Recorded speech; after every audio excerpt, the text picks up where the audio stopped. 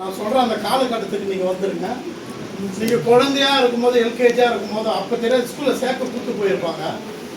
அப்போ நம்மளுக்கு ஸ்கூலில் என்ன தெரியும், குழந்தையாக இருந்திருப்போம். இப்போ 4 வயசு 3 வயசு வீட்டில் இருந்திருப்போம். நம்ம எல்கேஜி சேர்க்க போகும்போது அம்மா கூப்பிட்டு போவாங்க, கை பிடிச்சி நம்ம அம்மா எங்கம்மா கூப்பிட்டு போகிறீங்க? அதுக்கு அம்மா சொல்லி இந்த ஸ்கூலில் சேர்க்க போகிறேன்டா. அதுக்கு திருப்பியும் ஒன்றா சொல்லுவாங்க. நம்மனா கேட்போம், அம்மா ஸ்கூலுனா எப்படிமா இருக்கும்? ஸ்கூலுனா பெரிய வெளியே கேட்டுருக்கோம் அப்படின்னு அம்மா சொல்லுவாங்க. சரி, நான் கை பிடிச்சி கூப்பிட்டு போவாங்களா? அந்த பெரிய கேட்டு வந்துச்சு பார். அம்மா உள்ளே என்னமா இருக்கும்?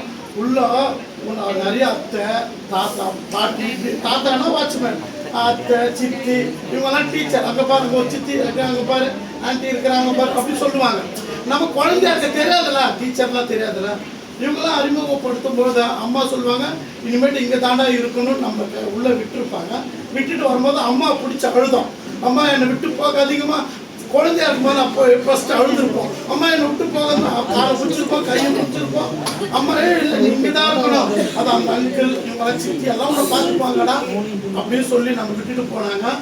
நம்ம அப்படியா first, second, third, fourth, fifth, 9th தாண்டி இன்றைக்கி 10th, 11th, 12th உச்சகட்டத்துக்கு வந்துருக்கிறோம்.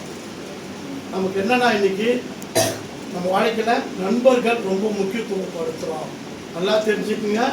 நம்ம வாழ்க்கையில் ஃபஸ்ட்டு மதிக்க வேண்டியது யாருன்னா, தாய் தந்தையை மதிக்க வேண்டும். செகண்ட் ஒன், ஆசிரியரை மதிக்க வேண்டும், புத்தகத்தை படிக்க வேண்டும், வெற்றி கூட பிடிக்க வேண்டும்.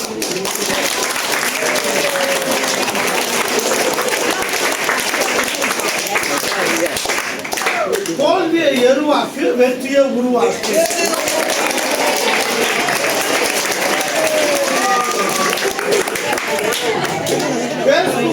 பேஸ்புக்ல போனவனுக்கு பேச இல்லாமல் போன,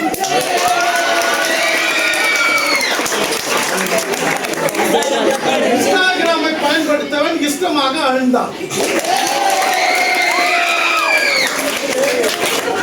கடைசியா வந்துடும். இப்போ எக்ஸாம் எதிர்நோக்கி இருக்கிறோம். ரொம்ப டைம் ரொம்ப ரொம்ப முக்கியமானது, ப்ரிசியஸ். அது காலம் பொன் போன்றதுன்னு சொல்லுவாங்க. நல்லா நிறைய தகவல் இந்த நேரத்தை பயன்படுத்தி நல்லா படிச்சு மார்க் எடுத்து நல்ல எதிர்காலம் கிடைக்கும், லைஃப் சந்தோஷமா இருக்கும். 2 விஷயத்தை மட்டும் நான் மென்ஷன் பண்றேன்.